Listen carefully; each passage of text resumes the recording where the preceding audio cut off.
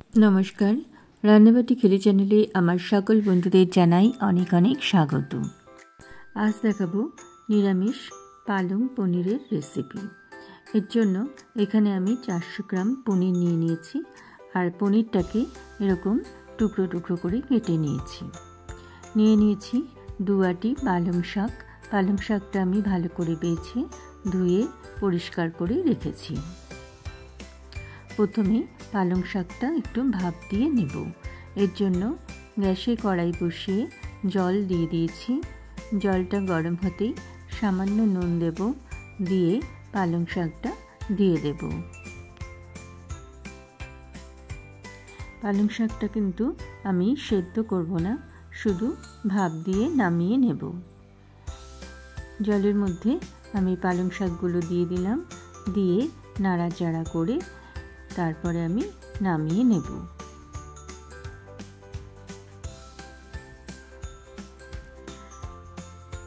एखाने किछु आमी मशलार उपकरण निये नियेछि। एखाने 2টো टमेटो नियेछि, 1 चामच जिरे, 10-12टार मतो काजू बादाम और 1.5 चामचेर मतो चारु मगज, 3টে काँचा लंका निये नियेछि। देखुन पालং शाकटा भाप देওয়া হয়ে গেছে, আমি নামিয়ে নিয়েছি। একটু ঠান্ডা হলে তারপরে আমি পেস্ট করে নেব। পালং শাকের পেস্টটা আমার করা হয়ে গেছে, মিহি করে পেস্ট করে নিয়েছি। আর এদিকে টমেটো আর কাঁচা লঙ্কা আমি পেস্ট করে রেখেছি। এখন চারু মগজ, কাজু বাদাম আর জিরেটাও বেটে নেব। এবার গ্যাসে কড়াই বসিয়ে প্রথমে দিয়ে দেব সাদা তেল। রান্নাটা আমি সাদা তেলেই করব।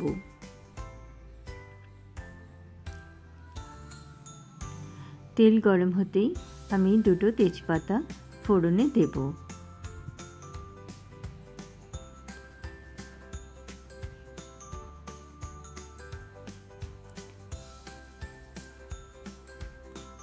সম্পূর্ণ নিরামিষভাবেই আমি এই রেসিপিটা করেছি।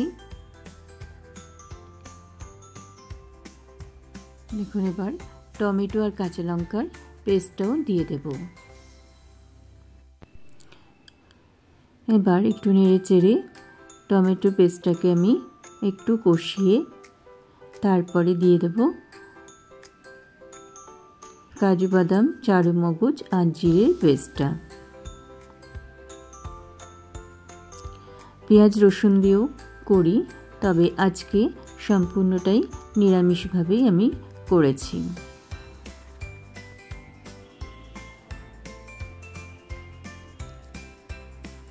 এবার গ্যাসের ফ্লেমটা লো করে দিয়ে আমি মশলাটা অনবরত নাড়াচাড়া করব।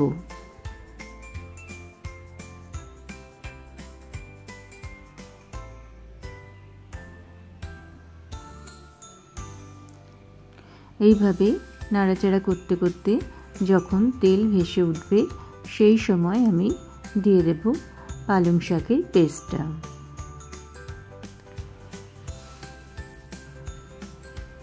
দেখুন তেল ওপরে ভেসে উঠেছে, এখন আমি পালং শাকের পেস্টটা দিয়ে দিচ্ছি।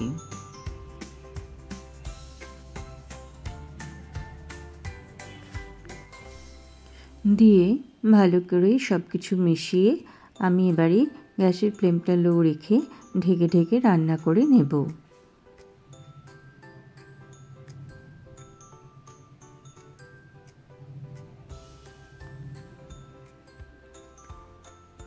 এখন আমি 10 মিনিট পরে এসে দেখছি ঢাকা খুলে।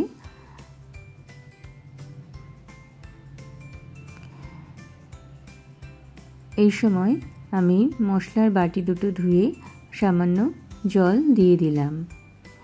এর থেকে বেশি জল এখানে আমি ব্যবহার করব না। এখন কেটে রাখা পনিরগুলো দিয়ে দেব।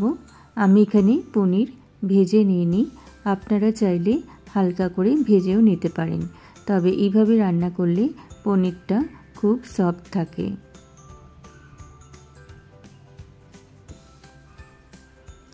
আবারও সব কিছু ভালো করে মিশিয়ে নিয়েছি। এখন আমি ঢেকে ঢেকে রান্না করে নেব। তার আগে দিয়ে দিচ্ছি স্বাদ অনুযায়ী নুন আর 1 চামচ চিনি।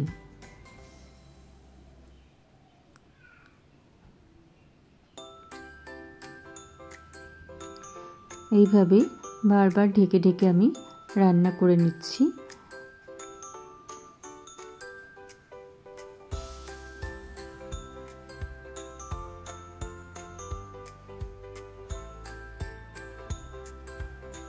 এই রেসিপিটা খেতে কিন্তু খুবই ভালো হয়।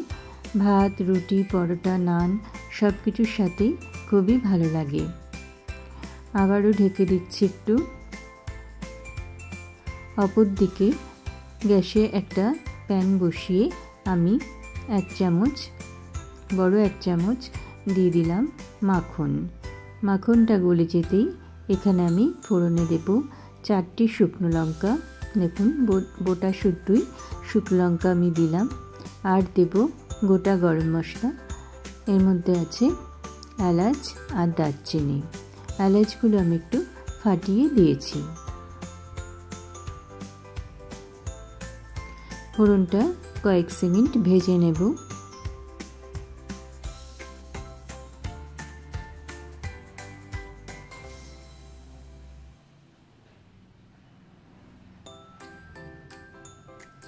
এখন আমি তরকারির মধ্যে ফোড়নটা দিয়ে দেব। ফোড়নটা দিয়েও আরও কিছুক্ষণ রান্না করে নেব।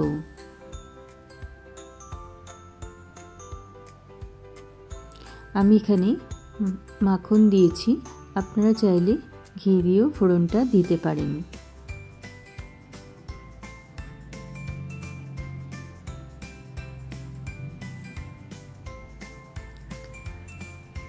আরও 5-7 মিনিট আমি রান্না করে নেব।